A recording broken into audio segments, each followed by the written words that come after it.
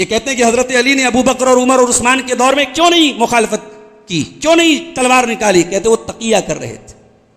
وہ علی جو شیر خدا تھے, وہ علی جو اسد اللہ الغالب تھے, وہ علی جو حیدر کرار تھے, وہ علی جنہوں نے مرہب کو جو ہے خیبر میں پچھاڑ دیا, جنہوں نے عرب کے بہت بڑے پہلوان عمرو بن ود کو پٹک دیا. اس علی کے بارے میں کوئی ظالم یہ سوچے کہ وہ علی بزدلی کا مظاہرہ کریں گے تو نفاق ان کے بنیادی عقیدے میں شامل ہے. علامہ ابن تیمیہ کہتے ہیں والرافضۃ تجعل هذا من اصول دینها, رافضی یہ نفاق کو اپنے دین کی بنیاد بناتے ہیں اور اس کو تقیہ کا نام دیتے ہیں, اور اپنے ائمہ اہل بیت سے نقل کرتے ہیں. امام جعفر الصادق کے بارے میں وہ کہتے ہیں التقیۃ دینی و دین آبائی, تقیہ میرا دین ہے اور میرے باپ دادا کا دین ہے.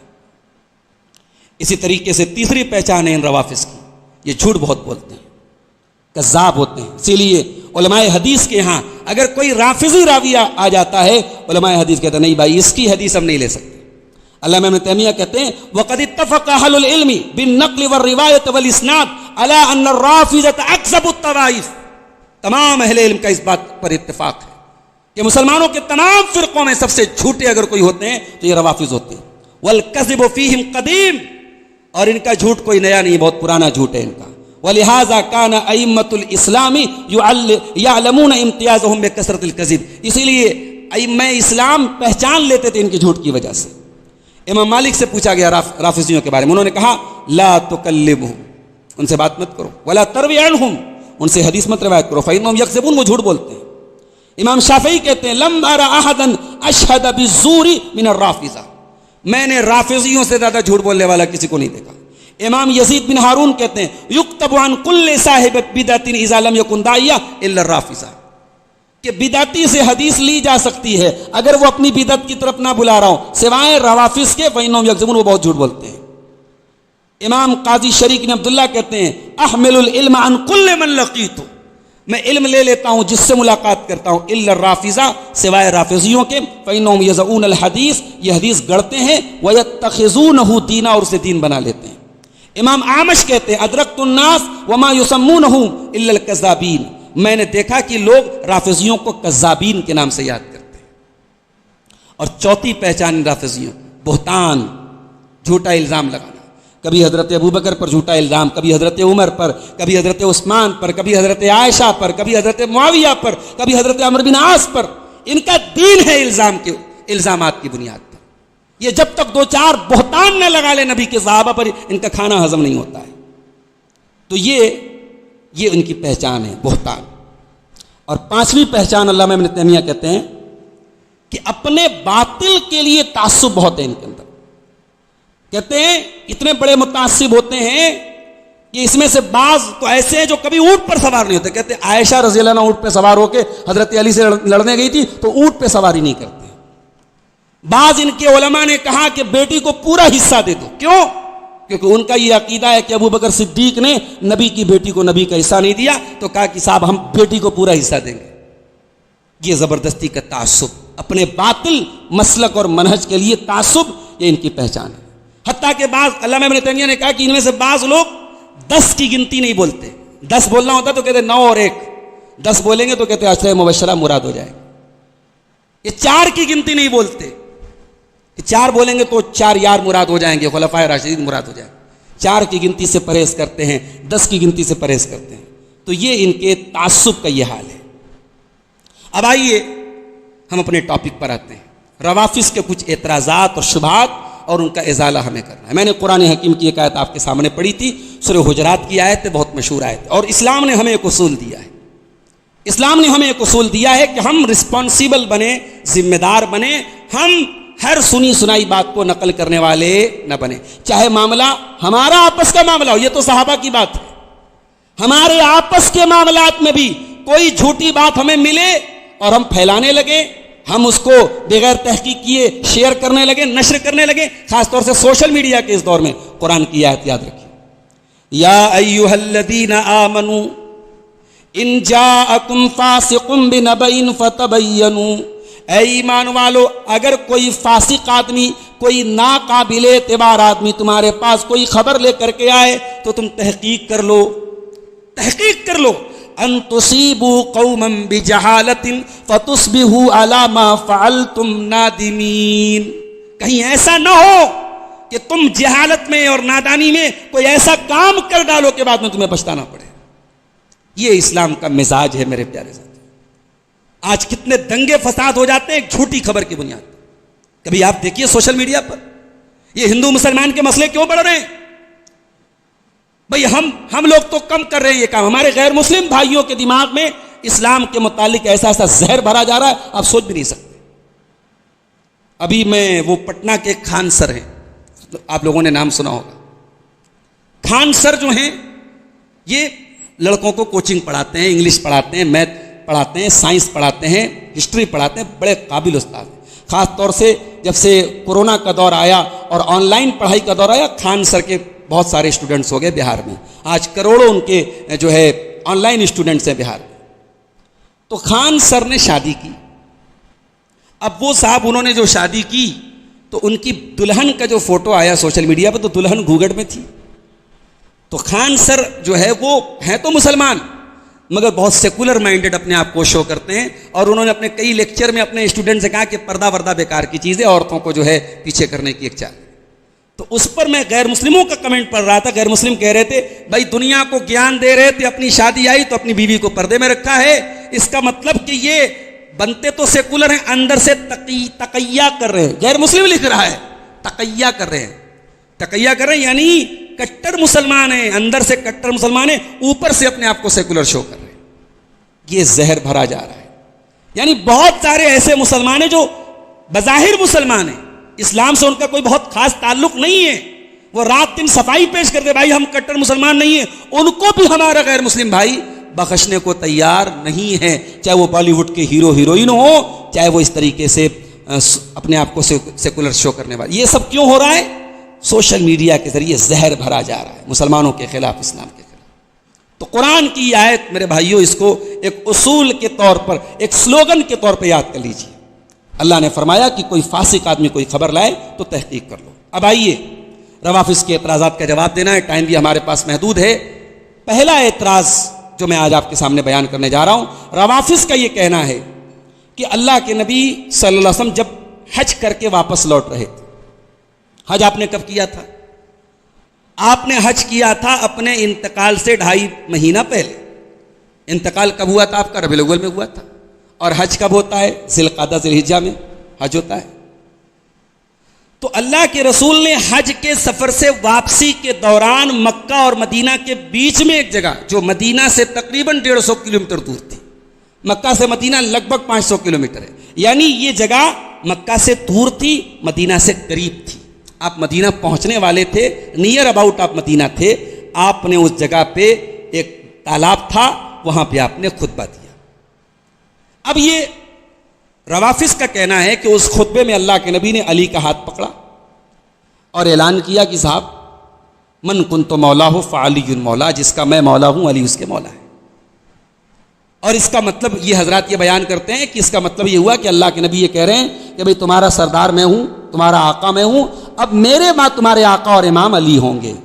علی کی ولایت کا اعلان آپ نے کیا.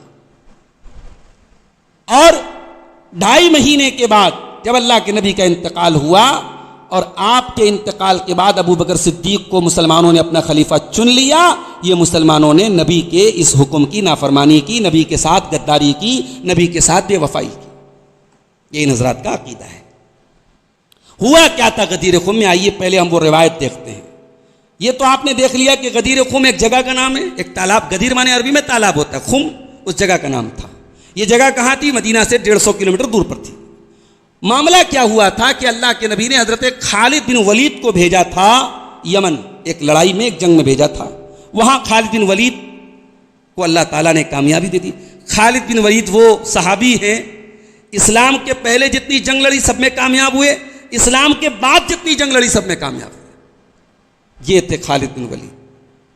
کبھی موقع ملے تو خالد بن ولید کی زندگی کے بارے میں پڑھیے میرے بھائی. یہ کرکٹروں کو اپنا ہیرو بنانا چھوڑ دیجئے. یہ جو ہے فلمی دنیا کے ہیرو ہیروئن جن کے ایمان کا آتا پتہ نہیں, جن کے اخلاق کا آتا پتہ نہیں, ننگے دھڑنگے بےہودہ بے حیا لوگوں کو اپنا ہیرو بنانا چھوڑ دیجئے. ہمارے ہیرو تو یہ ہے نبی کے صحابہ ہیں. دنیا کوئی مائی کا لال ایسا لائے, کوئی کمانڈر ان چیف ایسا لائے, خالد بن ولید رضی اللہ تعالی, جس جنگ میں گئے جیت کر کے واپس آئے, اسلام کے پہلے بھی اسلام کے بعد. اور آپ کو حیرت ہوگی 2 لاکھ کی فوج کے مقابلے میں حضرت خالد بن ولید رضی اللہ تعالیٰ نے 3000 کی فوج کو بچا کے لے گئے. 2 لاکھ کی فوج 3000 کو تو چٹنی بنا کے پیستے, مگر یہ ٹیکٹک تھی ان کی, یہ ترکیب تھی ان کے دماغ تھا. آپ پڑھیے ان کی زندگی کے بارے میں میرے ساتھ. تو خالد بن ولید کو اللہ کے نبی نے یمن بھیجا, وہاں انہوں نے جنگ جیت لی, مال غنیمت حاصل ہوا. حضرت خالد بن ولید نے اللہ کے نبی کے پاس پیغام بھیجا کہ آپ کسی ایسے انسان کو بھیجیے جو اس مال غنیمت کا صحیح بٹوارا کرے. اللہ کے نبی نے حضرت علی کو بھیجا. حضرت علی نے بٹوارا کیا. بٹوارا جب کیا تو اس میں ایک اصول ہوتا ہے شریعت میں کہ جو مال غنیمت حاصل ہوتا ہے تو مال غنیمت کا 20% حصہ اللہ کے رسول اور آپ کے رشتہ داروں کو جاتا ہے, اس کو خمس بولتے ہیں. حضرت علی نے اس خمس میں سے کچھ لے لیا, کیونکہ حضرت علی بھی اللہ کے رسول کے اہل بیت میں سے تھے, داماد بھی تھے, چچا زاد بھائی بھی تھے, اور اللہ کے نبی کے گھر میں رہتے تھے. تو اس پر کچھ صحابہ کو اعتراض ہوا. جیسے ایک صحابی تھے جن کا نام بریدہ ابن حسین تھا, ان کو بڑا اعتراض ہوا. انہوں نے آ کر کے اللہ کے نبی سے ڈائریکٹ شکایت کی کہ اللہ کے نبی علی نے ایسا ایسا کیا ہے. اللہ کے نبی نے کوئی جواب نہیں دیا. جب بار بار اعتراض ہونے لگا تو اللہ کے نبی نے فرمایا کہ اے بریدہ اتبغض علی, علی سے نفرت کرتے ہو کیا؟ تو انہوں نے کہا کہ ہاں اللہ کے میں علی سے بغض رکھتا ہوں. آپ نے فرمایا لا تفعل, خبردار علی سے بغض مت رکھنا. فإن له فی الخمس اکثر من ذلک, اے بریدہ علی نے اس مال غنیمت میں سے جتنا لیا ہے اس سے زیادہ ان کا حق تھا. اور جب بار بار آپ نے یہ بات حضرت بریدہ سے کہی تو حضرت بریدہ نے فوراً رجوع کیا. اور دوسری روایت میں یہ الفاظ ہے کہ اللہ کے نبی نے حضرت بریدہ سے کہا الست اولا بالمؤمنین من انفسہم, اے بریدہ کیا میں ایمان والوں سے ان کی جان سے زیادہ قریب نہیں ہوں؟ میں نے کہا کہ ہاں اے اللہ کے رسول آپ ہیں. تو آپ نے فرمایا من کنت مولاہ فعلی مولا, اگر میں ایمان والوں کی سے ان کی جان سے زیادہ محبوب ہوں تو سن لو جو جس کا محبوب میں ہوں اس کے محبوب علی ہے. اور اس کے بعد اللہ کے نبی نے دعا بھی کی اللہم وال من والاہ, اے اللہ جو علی سے دوستی رکھے, جو علی سے محبت رکھے تو اس سے محبت رکھ, وعاد من عاداہ, اور جو علی سے دشمنی رکھے تو اس سے دشمنی رکھ. نبی نے یہ دعا بھی کر دی, اور نبی کی اس دعا سے یہ کلیئر ہو گیا کہ یہاں مولا کے معنی مالک نہیں ہے, مولا کے معنی آقا نہیں ہے, مولا کے معنی محبوب ہیں. کیونکہ اللہ کے نبی کیا دعا کر رہے ہیں, اے اللہ جس سے تو محبت کرے, جو علی سے محبت کرے اس سے تو محبت کر, اور جو علی سے دشمنی کرے تو اس سے دشمنی کر. تو یہ جملہ تو نبی کا ہے. اس کا مطلب کہ من کنت مولا ہو فعلی مولا, اس لفظ کا مطلب یہ ہوا کہ جس کا محبوب میں ہوں, جو مجھ سے محبت کرتا ہے وہ علی سے محبت کرے. اب لوگوں نے کیا کیا, حضرت علی کے نام کے ساتھ مولا لگا, مولا علی. اور لوگوں نے یہاں مولا کا معنی کیا لیا, آقا, سردار, امام, مشکل کشا. بھائی ہم سے یہ نہیں ہو سکتا ہے. علی کی شان اپنی جگہ ہے, عمر کی شان اپنی جگہ ہے, ابو بکر کی شان اپنی جگہ ہے, حضرت عثمان کی شان اپنی جگہ ہے. یہ سب نبی کے صحابہ ہیں, نبی کی ہدایت کے ستارے ہیں. مگر ہمارا مولا اور مالک اللہ تبارک و تعالی ہے. ہم مولا بمانا مالک, مولا بمانا مشکل کشا اگر کسی کو لیتے ہیں تو اللہ کو لیتے ہیں. یہ بات یاد رکھیے. اچھا اس غدیر خم میں ہوا کیا تھا؟ اچھا اللہ کے نبی نے پرسنلی تو یہ سمجھا دیا بریدہ رضی اللہ تعالیٰ عنہ.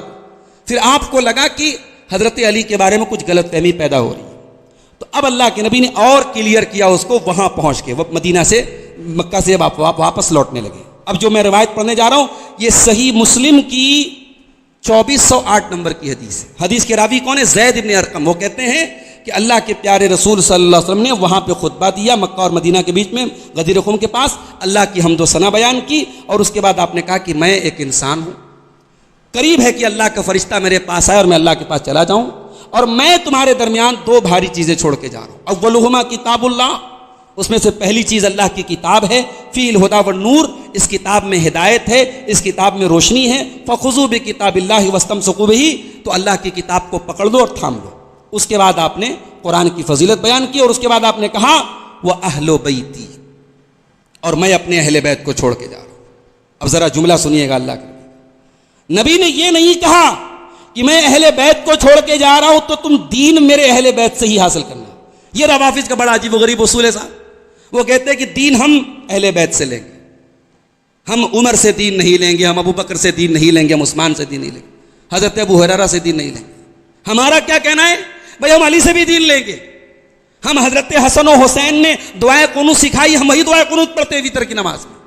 حضرت علی سے ہزاروں حدیثیں ملتی ہیں, ہم اس کو مانتے ہیں. مگر یہ شرط لگانا کہ نبی کے گھر والے جو بیان کریں, یہ شرط کون سی ہوگی بھائی؟ نبی کا دین خالی گھر والوں کے لیے تھا؟ آپ نے تو نبی کے دین کو بڑا لمیٹیڈ کر دیا بھائی. نبی نے تو عام دعا کی تھی, نظر اللہ عمران سمع مقالتی فوعاہا, اللہ اس انسان کے چہرے کو تر و تازہ کر دے, اللہ اس انسان کے چہرے کو فریش کر دے, اس کے چہرے کو رونق سے بھر دے جو میری حدیثوں کو سنتا ہے اور بیان کرتا ہے. نبی نے یہ تو نہیں کہا کہ میری حدیثیں, یہ تو برہمنزم کا والا معاملہ ہو گیا کہ صاحب ویدوں کو اور گیتا اور رامائن کو کون پڑھے گا؟ پنڈت ہی پڑھے گا. ابھی چل رہا ہے نا ہمارے اٹاوا میں کیا مسئلہ چل رہا ہے صاحب, کسی یادوں نے پڑھ دیا تھا وہ ان کے مذہب کی کوئی چیز تو اس کا سر اور مڑوا دیا گیا, بڑا اس کا آج کل پولیٹیکل ایشو بن رہا ہے. اسلام میں ایسا کوئی مسئلہ نہیں. اسلام میں وہ الگ بات ہے کہ ہمارے اعلیٰ حضرت صاحب جو تھے مولانا احمد رضا خان صاحب, انہوں نے لکھ دیا تھا کہ یہ برادری جو ہے, اس میں جو لہا برادری کا بھی نام انہوں نے لیا کہ یہ برادری کے لوگ نماز نہیں پڑھا سکتے, امام نہیں بن سکتے. جو لہا برادری اور پتہ نہیں کون سی برادری کا نام لے کے انہوں نے کہا کہ یہ نیچ برادریاں ہیں. یہ احمد رضا خان صاحب اعلیٰ حضرت صاحب کی کتاب میں لکھا ہے. آپ کو نیچ کہہ رہے ہیں اور آپ ان کو اعلیٰ حضرت کہہ رہے ہیں, یہ تو آپ کی عقل اور آپ کے دماغ میں داد دیتا ہوں میرے بھائی. جو ہمارے بھائی ان کو اعلیٰ حضرت مانتے ہیں وہ اپنا حساب کریں. تو اسلام میں کوئی جاتی واد نہیں ہے, اسلام میں کوئی برہمنزم نہیں ہے, اسلام میں کوئی سپریورٹی نہیں ہے کہ صاحب یہی یہ کام کر سکتا ہے. تو نبی نے فرمایا میں قرآن چھوڑ رہا ہوں اور اہل بیت چھوڑ رہا ہوں. کیا مطلب تھا نبی کا؟ نبی کا مطلب یہ تھا کہ میرے اہل بیت کا خصوصی خیال کرنا, میرے اہل بیت کا احترام کرنا, میرے اہل بیت کی تعظیم کرنا. اور آپ نے 3 مرتبہ فرمایا اذکرکم اللہ فی اہل بیتی, اذکرکم اللہ فی اہل بیتی, اذکرکم اللہ فی اہل بیتی. میں تم کو اللہ سے ڈرنے کی تلقین کرتا ہوں اپنے اہل بیت کے بارے میں. اور یقیناً صحابہ کرام اہل بیت سے بہت محبت کرتے تھے. میں واقعات بیان کر چکا ہوں حضرت حسن و حسین کی سیرت میں کہ حضرت عمر فاروق جیسا انسان, بہت سینئر تھے. حسن و حسین ان کے سامنے بچے کی طرح کھیلے تھے. مگر حضرت عمر کا دور حکومت آیا تو حضرت عمر جب رجسٹر بنانے لگے اور وظیفہ لکھا جانے لگا تو حضرت عمر نے اپنا نام بہت بعد میں لکھا, حضرت حسن اور حسین کا نام اوپر لکھا کہ ان کا نام ان کے باپ کے نام کے ساتھ رہے گا, یہ نبی کے نواسے ہیں, یہ نبی کے اہل بیت. احترام کرتے تھے صحابہ. حضرت حسن و حسین جاتے تھے, ان کی سواری کی لگام پکڑ لیتے تھے صحابہ, یہ رسول کے نواسے جا رہے ہیں. احترام کرتے تھے صحابہ. تو نبی کی وصیت کو صحابہ نے توڑا نہیں ہے میرے بھائیوں. صحابہ نے نبی کی وصیت کا بہت احترام کیا. تو نبی نے اس موقع پر حضرت علی کی پوزیشن کو کلیئر کرنے کے لیے خطبہ دیا اور اہل بیت کی فضیلت بیان کی. یہ صحیح مسلم کی روایت ہے. اچھا, مسند احمد کی ایک روایت سن لیجئے. برا ابن عازب کہتے ہیں کہ ہم لوگ اللہ کے نبی کے ساتھ سفر میں جا رہے تھے. جب آپ غدیر خم میں پہنچے, لوگوں کو اکٹھا کیا, ظہر کی نماز پڑھائی, علی کا ہاتھ پکڑا اور آپ نے کہا کیا تم جانتے ہو میں مومنوں کی جان سے زیادہ قریب ہوں؟ صحابہ نے کہا, آپ نے علی کا ہاتھ پکڑ کے کہا کہ جس کا میں مولا ہوں علی اس کے مولا ہیں. اور اس کے بعد آپ نے دعا کی, اے اللہ جو علی سے دوستی رکھے تو اس سے دوستی رکھ, جو علی سے نفرت کرے تو اس سے نفرت کر. حضرت عمر ابن خطاب رضی اللہ تعالیٰ عنہ بھی اس سفر میں تھے. وہ آئے اور انہوں نے حضرت علی کو مبارکباد دی اور کہا ہنیئا یا ابن ابی طالب, اے علی اور عمر میں دشمنی بیان کرنے والوں, تھپڑ مار رہے ہیں حضرت عمر تمہارے اوپر, تھپڑ مار رہی ہے روایت تمہارے عقیدے کے اوپر. حضرت علی کو مبارکباد دے رہے حضرت عمر اور کہہ رہے ہیں ہنیئا لک یا ابن ابی طالب, اے ابو طالب کے بیٹے آپ کو مبارک ہو. اصبحت و امسیت مولا کل مومن و مومنہ, آپ تو ہر مومن مرد اور ہر مومن عورت کے مولا بن گئے, محبوب بن گئے, چہتے بن گئے. تو اس حدیث کو ہم مانتے ہیں. اس حدیث میں کہیں سرداری اور امامت کی بات نہیں آئی. اور اگر نبی کو بنانا تھا حضرت علی کو امام اور امامت کا اعلان کرنا تھا, ولایت علی کا اعلان کرنا تھا, تو بھائیو یہ کام اللہ کے نبی نے مکہ میں کیوں نہیں کیا؟ مکہ میں 1.25 لاکھ کا مجمع اکٹھا تھا عرفات کے میدان میں, پورے عرب سے لوگ آئے تھے حج کرنے کے لیے پیارے رسول صلی اللہ علیہ وسلم کے ساتھ. اس منا اور عرفات کے خطبے میں آپ نے خانے کعبہ کا احترام بیان کیا, جان اور مال اور عزت و آبرو کا احترام بیان کیا, سود اور بیاج کا تذکرہ کیا, عورتوں کے حقوق بیان کیے. کیا اس خطبے میں آپ علی کی شان بیان نہیں کر سکتے تھے, علی کی امامت کا اعلان نہیں کر سکتے تھے. اس کا مطلب یہ ہوا کہ آپ کی بنائی ہوئی اسٹوری ہے. اگر وہ مسئلہ اتنا اہم ہوتا تو اس کا بہترین موقع حجۃ الوداع کا موقع تھا اور عرفات کا میدان تھا, 1.25 لاکھ کا مجمع تھا. جب حج ختم ہو گیا, سارے علاقے کے لوگ اپنے اپنے علاقے میں چلے گئے اور اللہ کے نبی مدینہ واپس لوٹ رہے ہیں. اور مدینہ کے جو لوگ آپ کے ساتھ تھے, جو بھی اس سفر میں رہے ہوں, 100 200 500 جو لوگ بھی رہے ہوں, اتنے مجمع کے بیچ میں اللہ کے نبی علی کی ولایت کا اعلان کریں گے. عقل اس بات کو تسلیم نہیں کرتی. تو یہ پہلا روافظ کا اعتراض تھا جس کا ہم نے جواب بالکل کلیئر طریقے سے آپ کو دے دیا.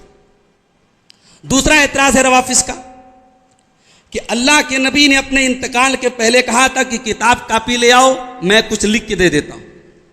حضرت عمر نے اعتراض کیا کہ ہمیں ضرورت نہیں اور نبی لکھ نہیں پائے. اس کا مطلب کہ اللہ کے نبی لکھوانا چاہ رہے تھے کہ میرے بعد خلیفہ علی ہوں گے, اور حضرت عمر نے اعتراض کر دیا اللہ کے نبی نہیں لکھ پائے. آئیے وہ روایت دیکھ لیتے ہیں. پہلے یہ بخاری کی روایت ہے. حدیث کے راوی کون ہے؟ عبداللہ ابن عباس رضی اللہ تعالیٰ عنہ. کہتے ہیں لما حضر رسول اللہ صلی اللہ علیہ وسلم, جب اللہ کے رسول صلی اللہ علیہ وسلم کے انتقال کا وقت آیا, وفی البیت رجال, اس وقت گھر میں کئی لوگ تھے. فقال النبی صلی اللہ علیہ وسلم, تو اللہ کے نبی نے فرمایا ہلموا, ادھر آؤ, اکتب لکم کتابا, میں تمہارے لیے ایک تحریر لکھ دیتا ہوں, لا تضلوا بعدا, تم اس کے بعد گمراہ نہیں ہوگے. فقال بعضهم, تو وہاں جتنے لوگ موجود تھے ان میں سے کچھ لوگوں نے کہا ان رسول اللہ صلی اللہ علیہ وسلم قد غلبہ الوجع وعندکم القرآن, اللہ کے رسول بہت تکلیف میں ہیں اور اس وقت آپ سے کچھ لکھوانا یہ مناسب نہیں. ہمارے پاس قرآن موجود ہے اور قرآن میں اللہ تعالیٰ نے تمام چیزیں بیان کر دی. حسبنا کتاب اللہ, ہمارے لیے اللہ کی کتاب کافی ہے. فاختلف اہل البیت, تو جب یہ مسئلہ آیا کچھ لوگوں نے کہا کہ ہمارے لیے اللہ کی کتاب کافی ہے, تو اس پر اختلاف ہونے لگا. کچھ دوسرے لوگوں نے کہا کہ نہیں بھائی, اللہ کے نبی اگر کہہ رہے کہ لکھنے دیا جائے تو لکھنے دیا جائے. اختلاف ہونے لگا. واختصموا, لوگ جھگڑا کرنے لگے. فمنہم من یقول, کچھ لوگ کہنے لگے قربوا یکتب لکم کتابا, کوئی چیز لے آؤ اللہ کے نبی لکھ دیں جس کے بعد کوئی گمراہ نہ ہو. اور کچھ کہنے لگے کہ نہیں ایسا مت کرو. فلما اکثروا, جب بہت زیادہ شور شرابہ ہونے لگا, قال رسول اللہ صلی اللہ علیہ وسلم قوموا, اللہ کے رسول فرمایا کھڑے ہو جاؤ. اللہ کے رسول نے فرمایا کھڑے ہو جاؤ. قال عبید اللہ, حدیث کے راوی کہتے ہیں عبید اللہ. فکان یقول ابن عباس, عبداللہ ابن عباس جو اس حدیث کے راوی ہے وہ کہتے ہیں ان الرزیۃ کل الرزیتی, یہ بہت برا ہو گیا. ما حال بین رسول اللہ صلی اللہ علیہ وسلم و بین ان یکتب لهم ذلک الکتاب, رسول اللہ کوئی چیز لکھنے جا رہے تھے, آپ کے لکھوانے کے بیچ میں رکاوٹ ڈال دی گئی آپس کے اختلاف کی وجہ سے. یہ بہت برا ہوا. یہ ہے بخاری کی 4432 نمبر. بخاری میں کئی جگہ پہ یہ حدیث ہے. حدیث میں نے آپ کو پوری پڑھ کے سنا دی. اب مسئلہ کیا تھا, اللہ کے نبی کیا لکھوانا ایسا چاہ رہے تھے, یہ بات بھی کلیئر نہیں ہے. اور کن لوگوں نے اعتراض کیا یہ بات بھی کلیئر نہیں ہے. دوسری حدیثوں سے پتہ لگتا ہے کہ جن لوگوں نے یہ کہا کہ اللہ کے نبی کو تکلیف نہ دی جائے, قرآن کافی ہے, ان لوگوں میں حضرت عمر بھی شامل تھے. حضرت عمر بھی شامل تھے اور ان کا یہ کہنا تھا کہ ہمارے لیے اللہ کی کتاب کافی ہے. اب علماء اس حدیث کی شرح میں لکھتے ہیں کہ چونکہ نبی کا حکم 2 طریقے کا ہوتا تھا. ایک نبی کا وہ حکم ہوتا تھا جو واجب ہوتا تھا, اور ایک نبی کا وہ حکم ہوتا تھا جو مستحب ہوتا تھا. تو حضرت عمر نے اور دیگر جو لوگ وہاں پہ موجود تھے ان کو یہ لگا کہ اللہ کے نبی جو لکھنے کا حکم دینا چاہ رہے ہیں, لکھنے کی بات کر رہے ہیں, یہ ایک مستحب درجے کی چیز ہے, کوئی واجبی چیز نہیں ہے. واجب ہوتی تو اللہ کے نبی نے پہلے ہی بتا دیا ہوتا.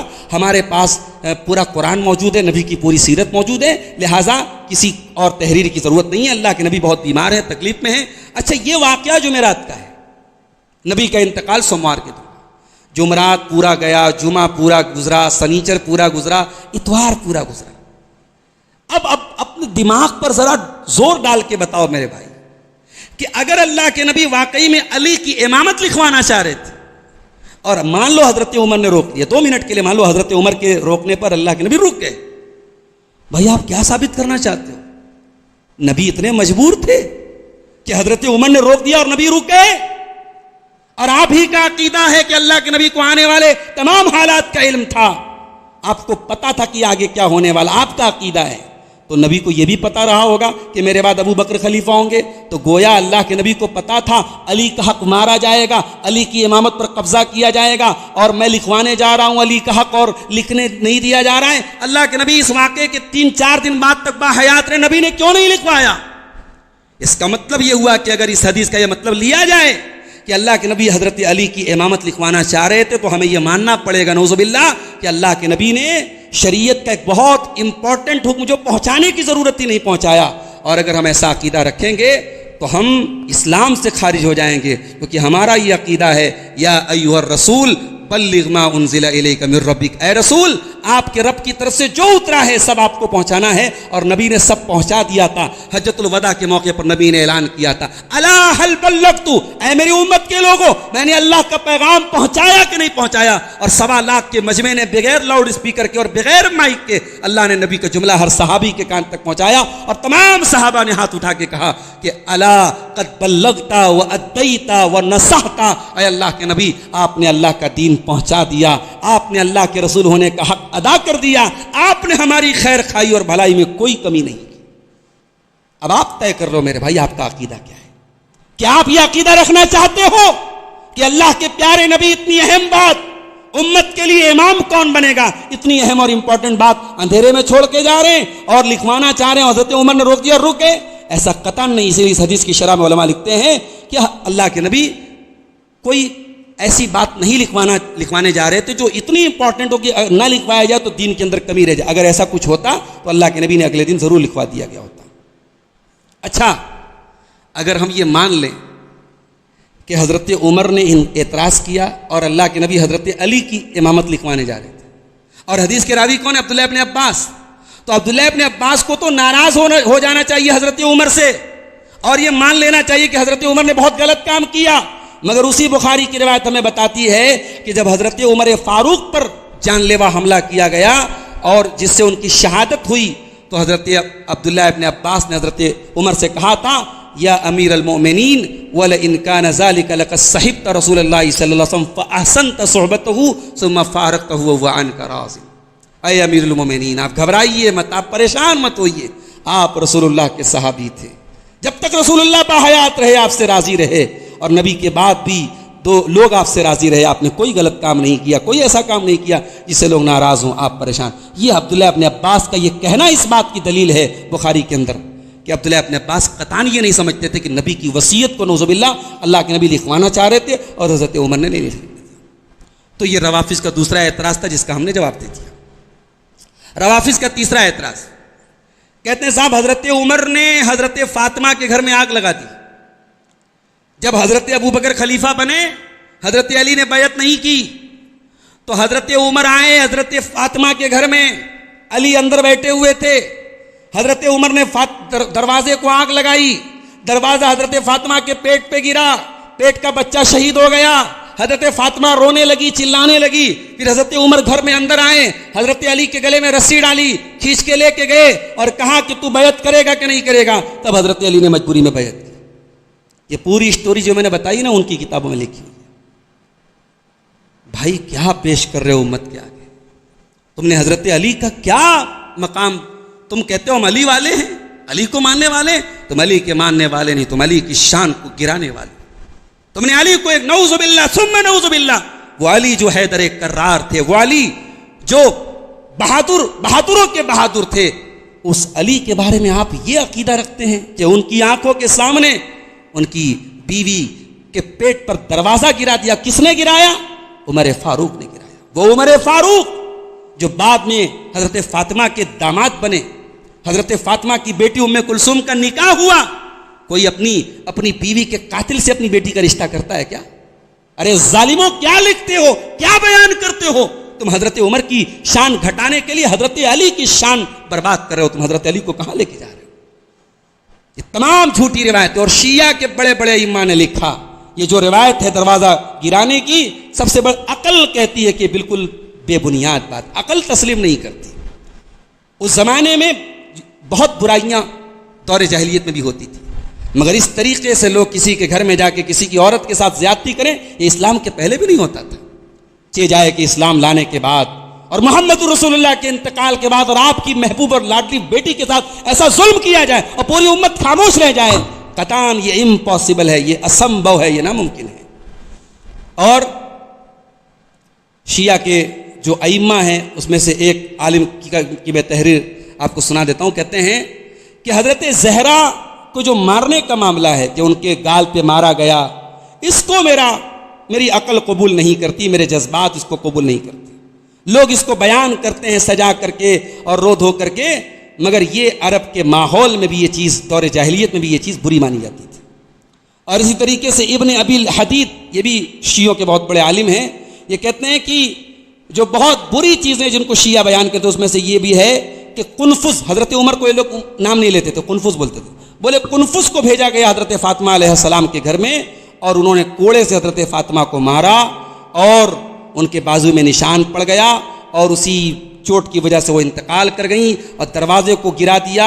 حضرت فاطمہ رونے لگیں، ابا جان اور اے اللہ کے رسول کہنے لگیں، اور پیٹ کا بچہ مرا ہوا پیدا ہو گیا۔ پھر حضرت علی کی گردن میں رسی ڈال کر کے ان کو گھسیٹ کے لے کے جایا گیا، پیچھے فاطمہ چلا رہی تھیں، ہائے ہائے کر رہی تھیں، دونوں بیٹے حسن و حسین رو رہے تھے، اور علی جب آئے تو ان سے لوگوں نے بیعت کا مطالبہ کیا، انہوں نے انکار کیا، قتل کی دھمکی دی گئی۔ حضرت علی نے کہا کہ کیا تم اللہ کے بندے کو قتل کرو گے، رسول اللہ کے بھائی کو قتل کرو گے؟ تو انہوں نے کہا کہ اللہ کا بندہ تو مانتے ہیں، رسول کا بھائی نہیں مانتے ہیں۔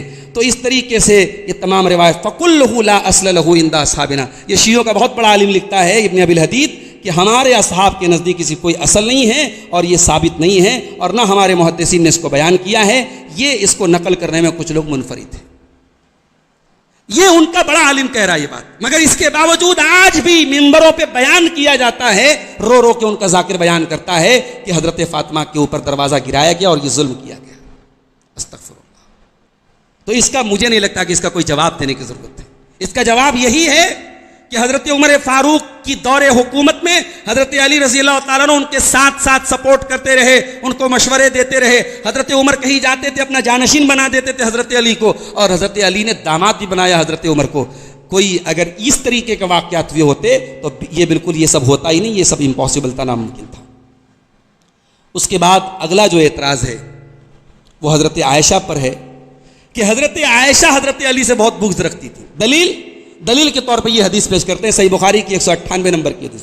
حضرت عائشہ کہتی ہیں جب اللہ کے نبی صلی اللہ علیہ وسلم بیمار پڑے اور آپ کی تکلیف بڑھ گئی تو آپ نے اپنی بیویوں سے اجازت مانگی کہ میں عائشہ کے گھر میں بیماری کا دن گزارنا چاہتا ہوں۔ تمام بیویوں نے اجازت دے دی۔ تو اللہ کے نبی صلی اللہ علیہ وسلم دو لوگوں کے بیچ میں، دو لوگوں کے سہارے آپ آئے، اس حال میں کہ آپ کا پیر زمین پہ گھسٹ رہا تھا، پیر آپ کے زمین پر تھے، اور گھسیٹتے ہوئے آپ میرے کمرے تک آئے۔ ان دو لوگوں میں ایک عباس تھے۔ تو راوی کہتے ہیں کہ جب میں نے یہ حدیث بیان کی عبداللہ ابن عباس کو تو انہوں نے کہا کہ تم جانتے ہو دوسرے آدمی کون تھے؟ تو میں نے کہا کہ میں نہیں جانتا، تو کہا کہ وہ علی تھے۔ تو یہ حدیث ہے بخاری۔ اب کہتے ہیں صاحب حضرت علی سے اتنا بغض رکھتی تھی حضرت عائشہ کہ ان کا نام نہیں لے رہی۔ اللہ کے نبی کو دو لوگ سہارا دے کے جا رہے ہیں، ایک چچا عباس ہیں اور دوسرے علی ہیں، تو حضرت علی رضی اللہ تعالیٰ عنہ کا نام نہیں لے رہی حضرت عائشہ، اتنا بغض رکھتی ہے۔ اس اعتراض کا پہلا جواب تو یہ ہے کہ حضرت عائشہ بہت احترام کرتی تھی حضرت علی کا۔ مصنف ابن ابی شیبہ کی صحیح روایت ہے کہ حضرت علی کے دور میں عبداللہ ابن بدیل ابن ورقہ خزائی آئے عائشہ رضی اللہ عنہ کے پاس اور پوچھا کہ میں کس کی بیعت کروں؟ تو کہا کہ الزم علی، علی کی بیعت کروں۔ اور صحیح مسلم کے اندر یہ حدیث موجود ہے جس کو حدیث قصہ بولتے ہیں، اور شیعہ حضرات کے یہاں جب شادیاں ہوتی ہیں، نکاح ہوتا ہے تو حدیث قصہ ضرور پڑھی جاتی ہے ان کے یہاں، یعنی بہت اعلیٰ درجے کی یہ حدیث، ہم بھی اس حدیث کو مانتے ہیں، صحیح مسلم کی روایت ہے۔ حضرت عائشہ حدیث کو روایت کرتی ہیں کہ اللہ کے نبی صبح صبح نکلے ایک کالے رنگ کی منقش چادر میں، آپ نے چادر میں حضرت علی کو، حضرت فاطمہ کو، حضرت حسن اور حسین کو چادر میں داخل کیا، اور آپ نے کہا کہ اللہم ہؤلاء اہل بیتی، اے اللہ یہ میرے اہل بیت۔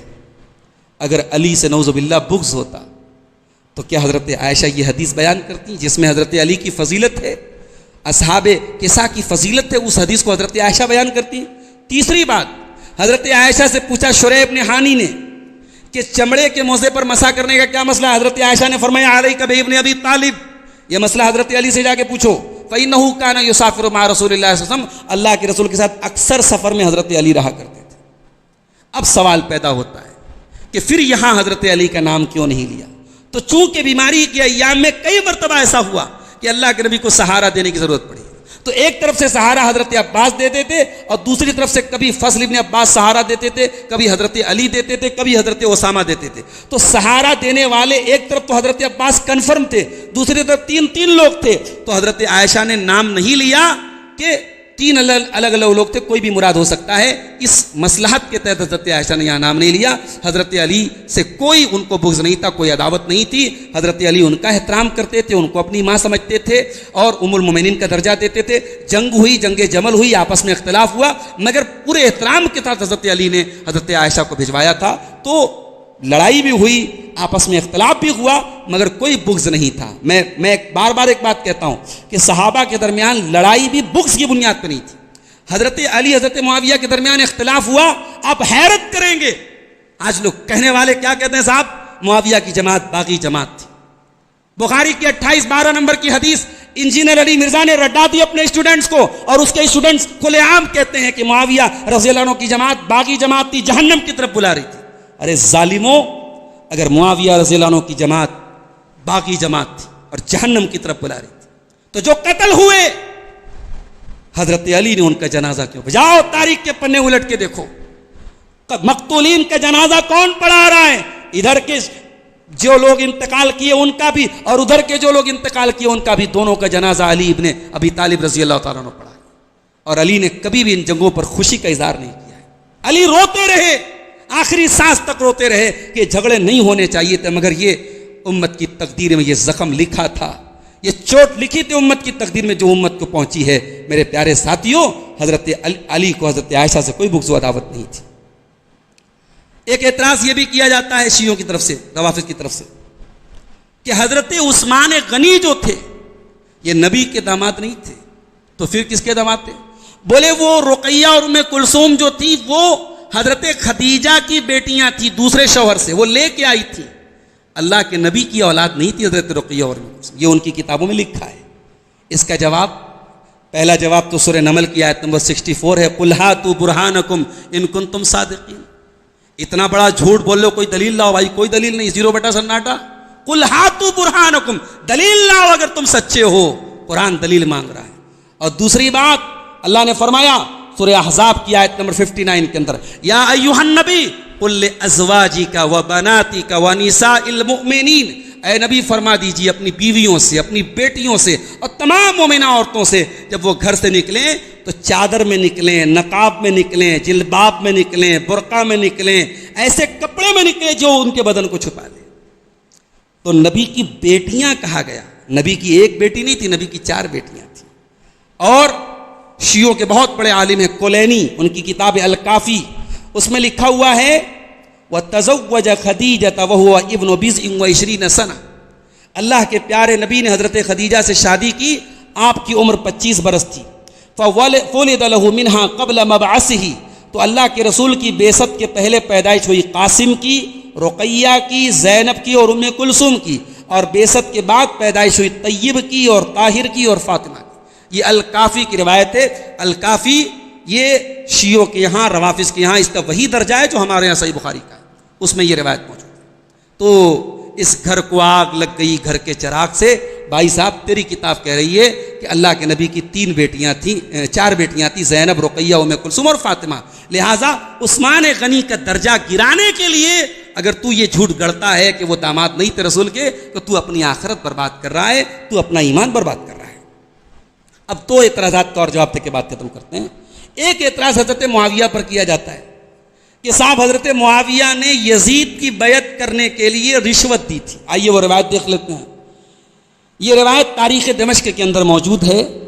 روایت کے الفاظ یہ ہیں کہ حضرت معاویہ نے حضرت مغیرہ ابن شعبہ سے کہا کہ تم ایک ڈیلیگیٹ لے کے آؤ، ایک وفد لے کے آؤ، اور تم آ کر کے مجھ سے کہو کہ ہم یزید کی بیعت کرنا چاہتے ہیں۔ اور حضرت معاویہ نے کہا کہ اپنے اس وفد کا امیر بنا دو اپنے بیٹے عروہ کو۔ تو یہ لوگ حضرت معاویہ کے پاس آئے اور کھڑے ہو کر کے خطبہ دینے لگے۔ تو ان لوگوں نے کہا کہ اے امیر المومنین، آپ بہت بوڑھے ہو گئے ہیں اور ہمیں ڈر ہے کہ آپ کے بعد بہت جھگڑا ہو جائے گا، تو آپ ہمارے بعد کوئی نشان بنا دیجیے، کوئی کسی کو متعین کر دیجیے۔ تو حضرت معاویہ نے کہا کہ تم لوگ رائے دو، مشورہ دو. تو ان لوگوں نے کہا کہ ہماری رائے یہ ہے کہ آپ یزید کو امیر المومنین بنا دیں. تو حضرت معاویہ نے کہا کیا تم لوگ اس پر راضی ہو؟ ان لوگوں نے کہا کہ ہاں ہم راضی ہیں. آپ نے کہا کہ کیا یہ تم لوگوں کی رائے ہے؟ ان لوگوں نے کہا ہاں ہماری بھی رائے ہے اور ہمارے پیچھے جو لوگ ہیں اور عام لوگ ان کی بھی رائے ہے. تو راوی کہتا ہے کہ میں نے بعد میں عروہ سے پوچھا کہ تیرے باپ نے ان لوگوں سے ان کا دین کتنے میں خریدا؟ تو کہا کہ 400 درہم میں خریدا. تو کہا کہ لقد وجد دینہم عندہم رخیصا، تیرے باپ نے بڑے سستے میں دین خرید لیا. یہ ہے وہ روایت. اب بظاہر تو اس روایت سے ایسے ہی لگ رہا ہے کہ حضرت معاویہ نے جو ہے پیسہ دے کر کے یزید کے حق میں ووٹ ڈلوا لیا. اچھا یہ روایت تو اپنی جگہ ہے. تاریخ طبری میں یہ روایت بھی موجود ہے کہ جب حضرت معاویہ پہنچے مدینہ تو مدینہ میں 3 لوگ اگینسٹ تھے یزید کے. یزید حضرت معاویہ نے اپنے انتقال کے پہلے یزید کے بیعت لے لی تھی نا، ان کو نامینیٹ کر دیا تھا، جس کو کراؤن پرنس بولتے ہیں، ولی عہد جس کو بولتے ہیں. جیسے سعودی عرب میں شاہ سلمان بادشاہ ہیں، ان کے بعد کون ہوگا؟ محمد بن سلمان ہوگا، تو اس کو کراؤن پرنس بولتے ہیں، ولی عہد. تو حضرت معاویہ نے اپنی زندگی میں ولی عہد بنا دیا تھا یزید. کیوں بنایا تھا؟ میں نے اس کا جواب دیا تھا جب حضرت معاویہ کی فضیلت بیان کی تھی. میں نے وہاں بتایا تھا کہ حضرت معاویہ کی منشا یہ تھی کہ میرے بعد جھگڑا نہ ہو. بس 5 سال تک خون خرابہ ہو چکا تھا، 20 سال سے امن اور چین سے امت جی رہی ہے، یہ چین باقی رہے، اب کوئی نیا فتنہ پیدا نہ ہو. بس یہ وجہ تھی. کوئی باپ اور بیٹے کی محبت کا مسئلہ نہیں تھا. ورنہ ممبر پہ کھڑے ہو کے جمعہ کے خطبے میں حضرت معاویہ یہ بدعا نہ کرتے کہ اے اللہ، اگر میں اپنے بیٹے کو اس کی محبت کی وجہ سے اپنے بات نامینیٹ کر رہا ہوں تو اللہ تو میرے بیٹے کو اٹھا لے. جس باپ کے دل میں چور ہوتا وہ اپنے بیٹے کے لیے ایسی دعا نہ کرتا. ہاں حضرت معاویہ نے مشورہ کیا تھا، تھوپا نہیں تھا، لوگوں سے مشورہ کیا تھا. اب تاریخ طبری کی روایت یہ بولتی ہے کہ حضرت معاویہ گئے مدینہ، حضرت حسین کو دھمکی دیا، عبداللہ ابن زبیر کو دھمکی دیا، کچھ بولنا نہیں ہے، تم کو خاموش رہنا ہے، گردن مار دوں گا. اور جا کر کے خطبہ دیا اور کہا کہ میرے بعد میرا بیٹا یزید خلیفہ ہوگا. سارے لوگ سائلنٹ ہو گئے. اب یہ روایت طبری کی اگر مان لی جائے تو اگر یہ روایت، اس روایت سے اگر حضرت معاویہ پر انگلی اٹھتی ہے کہ انہوں نے طاقت اور دھمکی کے ذریعے اپنی بات منوائی، تو انگلی تو حضرت حسین پر بھی اٹھتی ہے، حضرت عبداللہ ابن زبیر پر بھی اٹھتی ہے. یہ بڑے بڑے صحابہ، یہ صحابہ کی اولاد، یہ بہادر لوگ حضرت معاویہ کی دھمکی پر انہوں نے سر جھکا دیا. وہی حضرت حسین جنہوں نے کربلا میں اپنی جان دے دی اور جھکنا گوارا نہ کیا، ذلت اور رسوائی گوارا نہ کی. حضرت حسین کی وہ عزت اور خودداری کہاں چلی گئی کہ حضرت معاویہ دھمکی دے دیں اور وہ چپ چاپ سن لیں؟ یہ ظالموں کی، رافضیوں کی گڑی ہوئی روایت. یہ جو روایت میں نے ابھی آپ کو سنائی ہے حضرت معاویہ کی رشوت دینے کی روایت، اس روایت میں ایک راوی ہے عبداللہ ابن احمد ابن ربیعہ. اس کے بارے میں محدثین کہتے ہیں یہ رشوت لیتا تھا، یہ خود کم بخت رشوت لیتا تھا، رشوت خور تھا. اور یہ روایت بنا کر کے حضرت معاویہ پر الزام لگا رہا ہے کہ وہ نعوذ باللہ انہوں نے رشوت دے کر کے اپنے بیٹے یزید کو خلافت دی تھی. تو اس طریقے کے حرام خور اور رشوت خور راویوں کی روایت کی بنیاد پہ ہم ایک صحابی رسول سے بدزن ہو جائیں، یہ نہیں ہو سکتا میرے پیارے ساتھیوں. اب ایک آخری اعتراض کا جواب دے کے بات ختم کرتے ہیں. کہا جاتا ہے کہ صاحب حضرت معاویہ جو تھے وہ ممبر پر حضرت علی کو گالی دیتے تھے. حضرت معاویہ ممبر پر حضرت علی کو گالی دیتے تھے، لعنت کرتے تھے. کسی بھی صحیح سند سے یہ بات ثابت نہیں ہے. امام قرطبی کہتے ہیں یہ بہت بعید بات ہے کہ حضرت معاویہ حضرت علی کا نام لے کر کے لعنت ملامت کریں. معاویہ عقل مند اور دیندار اور حلیم اور بہترین اخلاق کے مالک تھے. اور اس سلسلے میں جتنی روایتیں سب جھوٹی ہیں. اور سب سے صحیح جو روایت ہے وہ یہ ہے کہ ایک مرتبہ حضرت سعد بن ابی وقاص سے حضرت معاویہ نے کہا تھا کہ آپ ابو تراب کو برا بھلا کیوں نہیں کہتے. حضرت علی کا ایک نام ابو تراب بھی تھا. اور وہاں جو لفظ استعمال ہوا یسبو، عربی زبان میں سب یسبو کے معنی گالی دینا بھی ہوتا ہے، سب یسبو کے معنی برا بھلا کہنا بھی ہوتا ہے، سب یسبو کے معنی تنقید کرنا بھی ہوتا ہے. بھائی اختلاف تو تھا، ہم جتنی بھی محبت دونوں لوگوں کے درمیان ثابت کر دیں، مگر اتنا تو ماننا پڑے گا کہ حضرت علی حضرت معاویہ کے درمیان اختلاف تھا. اور جب اختلاف ہوتا ہے تو آدمی تنقید بھی کرتا ہے. آج کے دور میں ہم دیکھتے ہیں 2 اچھے لوگ ہیں، دیندار لوگ ہیں، پڑھے لکھے لوگ ہیں، قابل لوگ ہیں، متقی لوگ ہیں، اختلاف ہوتا ہے تو ایک دوسرے کو کچھ سنا دیتے ہیں، کچھ بول دیتے ہیں. بھائی اتنا ہم مان سکتے ہیں کہ حضرت علی کے اوپر کبھی اعتراض کیا ہوگا حضرت معاویہ نے، مگر گالی دینا بھائی عام. آج اگر کسی سے ہمارا کوئی اختلاف ہو جائے تو کیا آج کے اس گئے گزرے دور میں ممبر کو ہم اس مقصد کے لیے تو استعمال نہیں کرتے کہ ممبر پہ ہم چڑھ کر کے کسی کو جو ہے ہم نام لے کے گالی دیں. یہ حضرت معاویہ جیسے دور اندیش اور حلیم اور تحمل مزاج اور پیشنس اور برداشت رکھنے والے انسان کے بارے میں یہ ناقابل تصور بات ہے میرے پیارے ساتھیوں. ہاں اس کے مقابلے میں حضرت معاویہ سے یہ بات ثابت ہے کہ وہ علی کا بہت احترام کرتے تھے.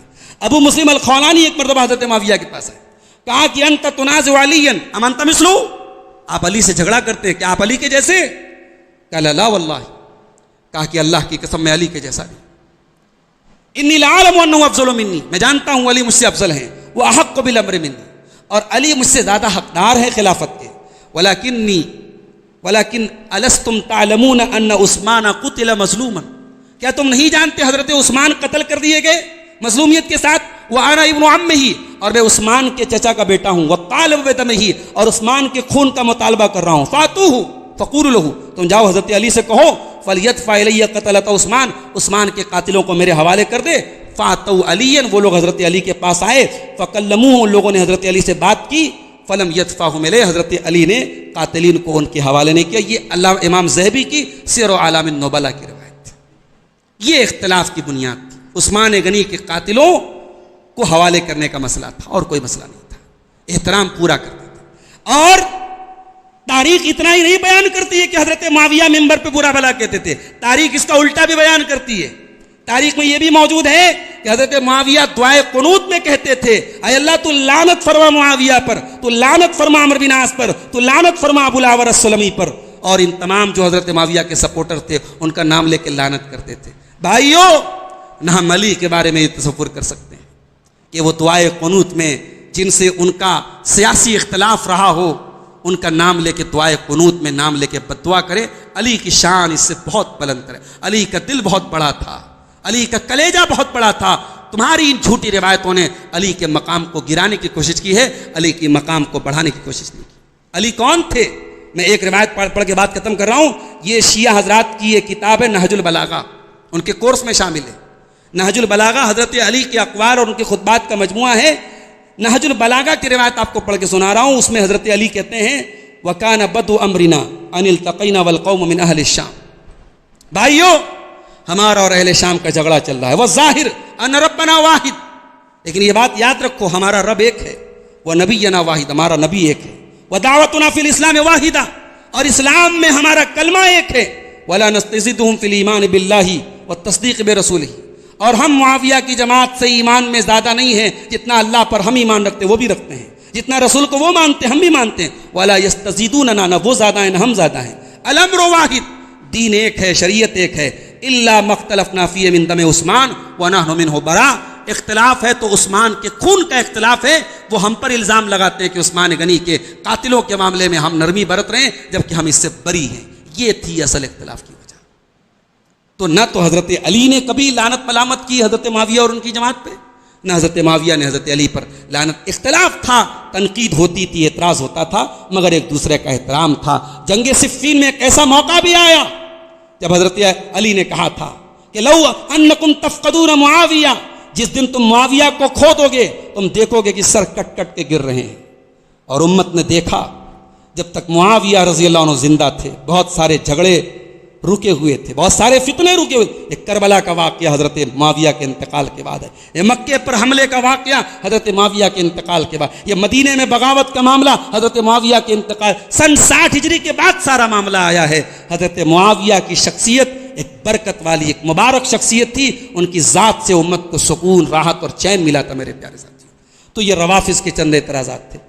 یہ موضوع بہت وسیع ہے, میں تقریباً 1.25 گھنٹہ کے قریب آپ کے سامنے بول چکا ہوں, لیکن بہت سارے اعتراضات اور بھی ہیں جن کا جواب دینے کی ضرورت ہے. کبھی انشاءاللہ موقع ملا تو اس کو اور منظم طریقے سے اور تفصیل سے اس موضوع کو آپ کے سامنے پیش کیا جائے گا. ہم اللہ سے دعا کرتے ہیں رب العالمین جس طریقے سے تو نے ہمیں توفیق دی ہے کہ آج ان ٹوٹے پھوٹے جملوں کے ذریعے تیرے نبی کے صحابہ کا ہم نے دفاع کیا ہے. پروردگار تو قیامت کی اپنے رسول کے ساتھ, رسول کے صحابہ کے ساتھ اور رسول کے اہل بیت کے ساتھ ہمارا حشر فرمانا. ہمارے گناہوں کو اس نیکی کے بدلے, اس چھوٹی سی نیکی کے بدلے تو معاف فرما دینا. الہ العالمین ہماری نئی نسل کو صحابہ کرام سے اور اہل بیت سے سچی محبت کرنے کی توفیق عطا فرمانا, اور کسی بھی اہل بیت کا کوئی فرد ہو یا صحابہ کا کوئی فرد ہو، کسی بھی صحابی کے بارے میں اور اہل بیت کے کسی فرد کے بارے میں اگر کسی کے دل میں ذرہ برابر بھی کوئی کجی ہے، کوئی کمی ہے، کوئی غلط فہمی ہے، الہ العالمین تو اس کے دل کو پاک اور صاف فرما دے۔ اللہ ہم سب کو ایمان پر زندہ رکھے اور ایمان پر ہمارا خاتمہ ہو، آمین۔ وآخر دعوانا الحمدللہ رب العالمین، والسلام علیکم ورحمۃ اللہ وبرکاتہ۔